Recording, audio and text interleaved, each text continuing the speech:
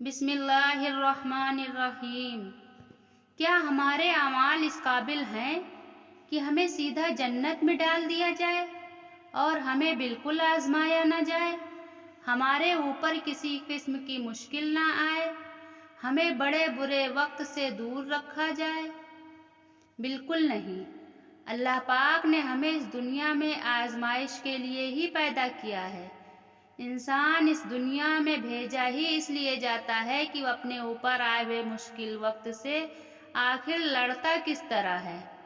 इंसान को पहले इस दुनिया में उतारा जाता है जो फानी है और कभी बाकी रहने वाली नहीं है, और फिर उस पर आजमाइशें डाली जाती हैं, उसका सब्र आजमाया जाता है, उससे उसके नफ्स का इम्तिहान लिया जाता है कि उसका कुव्वते बर्दाश्त आखिर है कितनी, वो कब तक सब्र कर सकता है, और क्या वो इस मकसद को ढूंढ सकता है जिसके लिए वो इस दुनिया में भेजा गया है, जिसके लिए उसे पैदा किया गया है।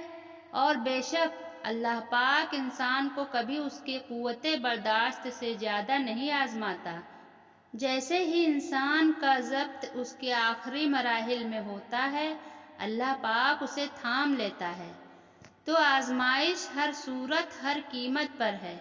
अगर अल्लाह पाक आपको खुशियां नसीब करते हैं तो वो भी आपके लिए एक तरह की आजमाइश ही होती है। आपको आजमाया जाता है कि आपको इस खुशी में आपके अपने याद हैं, वो लोग जो आपको हमेशा याद रखते हैं, या फिर आपको अल्लाह पाक याद है जो तमाम ताकतों का मालिक है, जो हर कुदरत पर कादिर है, जिसने आपको ये खुशी नसीब की है। क्या आप उसका शुक्र अदा किया, या फिर आप उस खुशी के नशे में इतने मगन हो गए कि सब भूल गए? बस महज खुशियां ही हमारे लिए आजमाइश होती हैं कि हम उस पाक परवरदिगार का कितना शुक्र अदा करते हैं, कितने एहसानमंद हैं हम उसके।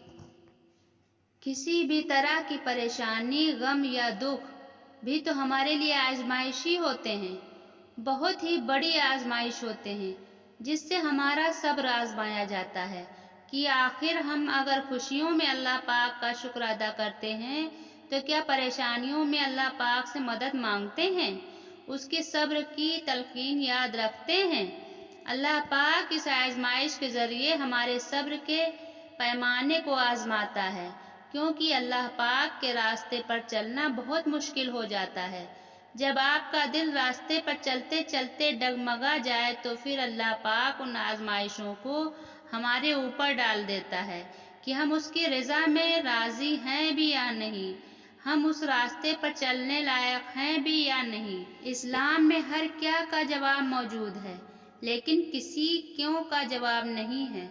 बस जो हुक्म हो गया सो हो गया, उस पर अमल करना हमारा अव्वलीन फर्ज है। हमें अल्लाह पाक के बताए गए रास्तों पर ही चलना है, चाहे जितनी भी मुश्किलें आ जाएं।